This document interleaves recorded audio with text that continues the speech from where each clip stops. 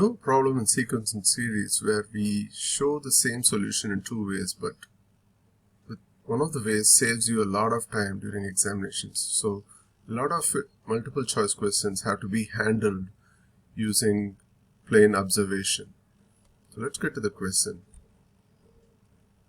If the 10th term of a GP, a geometric progression, is 9 and the 4th term is 4, then the 7th term is.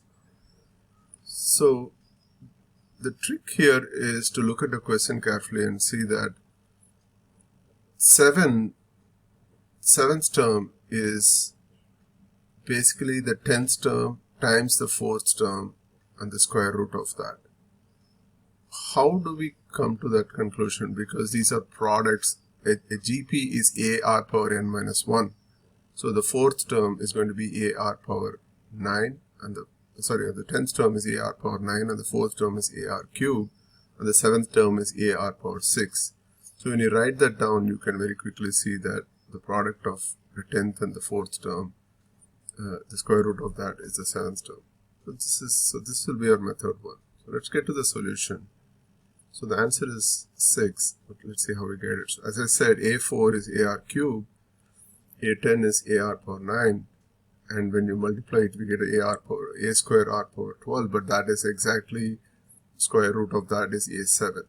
So this is a key fact to definitely remember. This is very key that you remember this, that look at the terms and you will see that one of them is the, if it is 10 times 10 plus 4, which is 14, you can think of it like that, almost like that, but I mean, and half of that is 7. So because that's how the powers work, R power, so R power 3 and R power 9, and when you multiply it becomes R power 12, and square root of that is AR power 6, which is exactly the 7th term. So this can be done in like seconds without actually thinking. So you just take 9 and multiply by 4, the value is 36 and square root of that is 6. Now the traditional method, and you will see how long it takes now.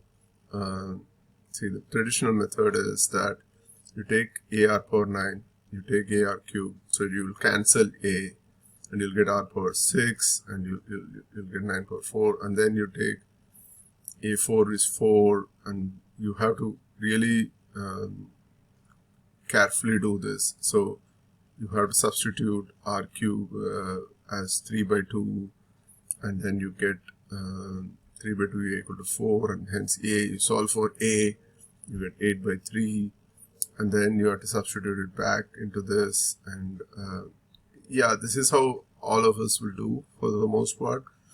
But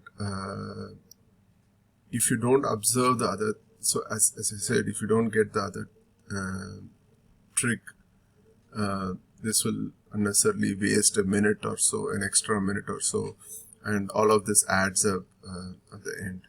So just keep this in mind. It's a nice trick to have in the GP series, that if you sum up the powers, and if they're asking a term which is in the middle, then it will be the square root of that. So